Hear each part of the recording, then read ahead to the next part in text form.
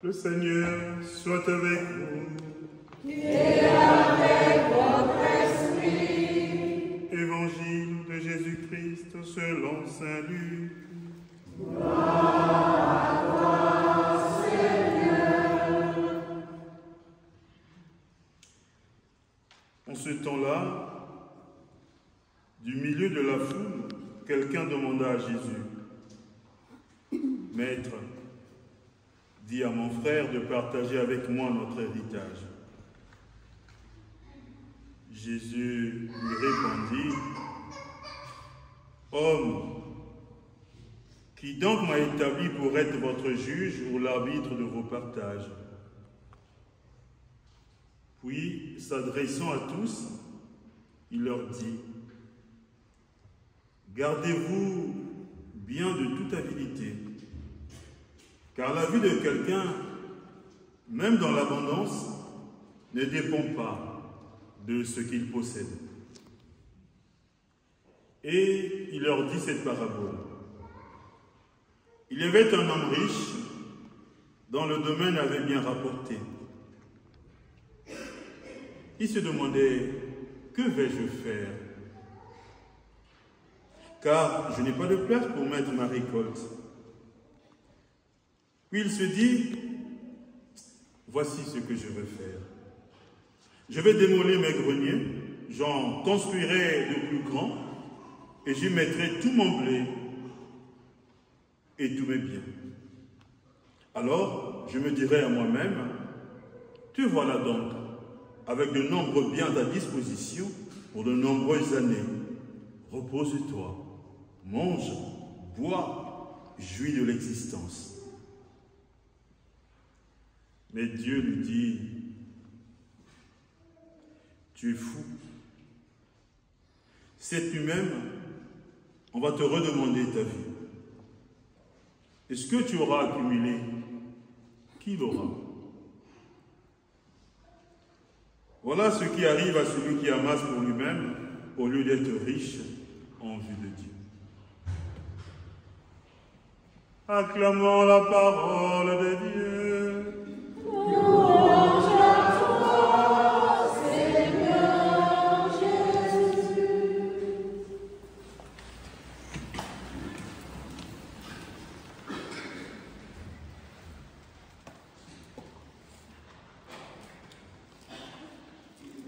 Bien-aimés de Dieu, dimanche dernier, nous avons suivi cet évangile dans lequel on demandait à Jésus d'apprendre à prier. Et la remarque de Jésus, c'était de dire qu'il faut faire attention à tourner les yeux vers le Seigneur notre Dieu, parce que sans lui, rien ne se fait.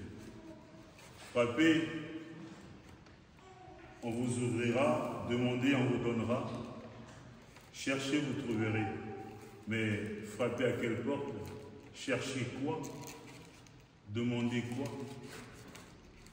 Alors aujourd'hui, Jésus continue dans cet enseignement. Je vais essayer de faire 5 minutes, parce qu'on m'a dit c'est 5 minutes.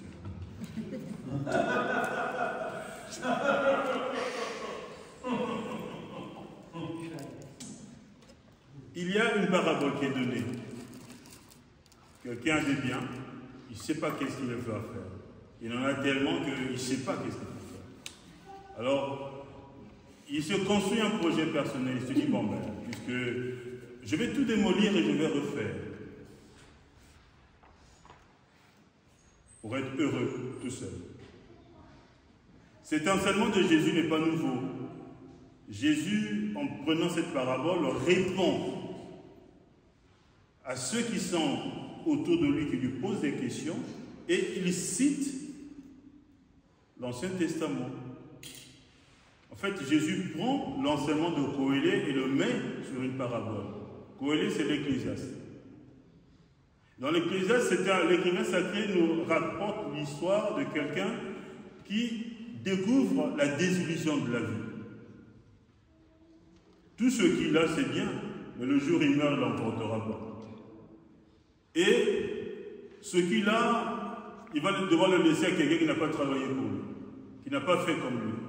La désillusion. Alors il s'est dit, mais finalement, tout ce que je fais, si ce n'est que pour moi-même, quel est le sens de la vie? Voilà pourquoi la première lecture commence par une espèce de slogan, vanité des vanités, tout est vanité. Alors Jésus dit, dans tout cela, qu'est-ce qui est le plus important? C'est d'être plutôt riche de Dieu. Parce que cet homme qui dit, je vais tout casser, je vais refaire, et il va se réjouir de tout ce qu'il a. En fait, l'enseignement, c'est que cet homme ne reçoit pas la vie comme un don de Dieu. Il reçoit la vie comme une construction personnelle. C'est lui tout seul qui s'est fait tel qu'il est. Donc, il jouit de ses biens à volonté. Mais Dieu n'a pas créé l'homme tout seul en société. Donc, la vanité, c'est quelque chose qui n'est pas stable, quelque chose qui est éphémère, qui n'a pas de racine, quelque chose qui ne compte pas, qui ne tient pas debout. L'enseignement pour nous, c'est nous poser la question tous, qu'est-ce qui est vanité pour nous? Parce que nous en avons aussi des vanités. Quelles sont nos vanités? Voilà. Et on dit, d'âge en âge, Seigneur, tu as été un refuge. Vous savez, on peut lire cette phrase sous deux versants, le versant négatif et positif. Le versant négatif, c'est se dire, bon, de toute façon, Dieu est bonté. Quel que soit ce que je vais faire, quel que soit ce qui va m'arriver, Dieu est toujours présent, il m'aime. C'est faire des grands pas en dehors de chez moi. Mais d'âge en âge, Seigneur, tu as été un refuge, comme pour dire, tout ce que j'ai, Seigneur, c'est toi qui me le donnes. Alors, vers toi, je me tourne et résolument, je contemple ton amour. Résolument, je contemple ta gloire. Résolument, Seigneur, je te mets au centre de ma vie parce que sans toi, rien ne se fait. Recevoir la vie comme un don de Dieu et donner à Dieu la première place pour que je puisse exister. Saint Paul, dans son enseignement, dit la même chose. Frères, si vous êtes ressuscité avec le Christ, cherchez d'abord les réalités d'en haut. Alors pour nous, qu'est-ce que c'est que les réalités d'en haut? Nous poser la question si nous avons la foi. Ou tout au moins, la foi, nous l'avons tous, c'est vrai. Mais comment elle s'exprime pour que nous puissions rester au creux de la main de Dieu? Parce que les vanités dans nos vies, il y en a. Il suffit de rentrer aujourd'hui à la maison, de s'asseoir et de commencer à relire un peu sa vie depuis le baptême jusqu'à aujourd'hui. Il y a beaucoup de vanités. Alors c'est à nous maintenant de trouver ce qui est éphémère, ce qui n'a pas de racine, ce qui n'est pas important, ce qui ne construit pas. Mettons-le de côté. Jésus ne dit pas qu'il ne faut pas avoir des biens. Non, c'est parce que celui qui a des biens, il n'y a pas de souci. Mais se réjouir tout seul, non. C'est regarder à côté. Le bien que nous avons, nous, le bien que nous avons, c'est la grâce de la foi. Alors la grâce de la foi doit nous aider à comprendre qu'à côté de nous, il y a peut-être quelqu'un qui est en difficulté. De plusieurs manières, de plusieurs types. Il y a un problème de spiritualité. Alors comment est-ce que nous dialoguons avec celui-là pour essayer d'avancer? Comment est-ce que nous essayons d'écouter celui-là pour que nous puissions avancer ensemble? Est-ce qu'il nous arrive de prier pour des personnes parce que nous ne les connaissons pas? Mais nous prions. Que cela ne se limite pas à la prière universelle, mais de nous porter les uns les autres dans la prière comme pour dire Seigneur, sois le rempart de la vie. Il y a des personnes qui souffrent, il y a des personnes qui sont dans les hôpitaux, il y a des personnes en difficulté. Il y a des difficultés de tout genre. Quelle est ma prière? Parce qu'à se dire seulement, bon, ça c'est pas mon problème, il n'y a qu'à se débrouiller. Ça, et tous les jours on communie. Non, ça n'a pas de sens. On dit je fais de la morale, mais je ne fais pas de morale. J'essaie simplement de dire que la foi nous l'avions, mais essayons un temps soit peu de marcher dans les pas du Christ. En sens où que notre foi nous aide à vivre de cette lumière et que cette lumière éclaire autour de nous.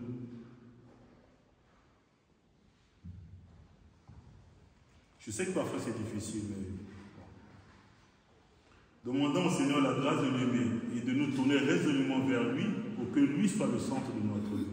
Et que par sa grâce, nous puissions faire attention à ce qu'il y a autour de nous. Ce qui détruit l'homme, ce n'est pas ce qu'il mange, mais c'est ce qu'il dit.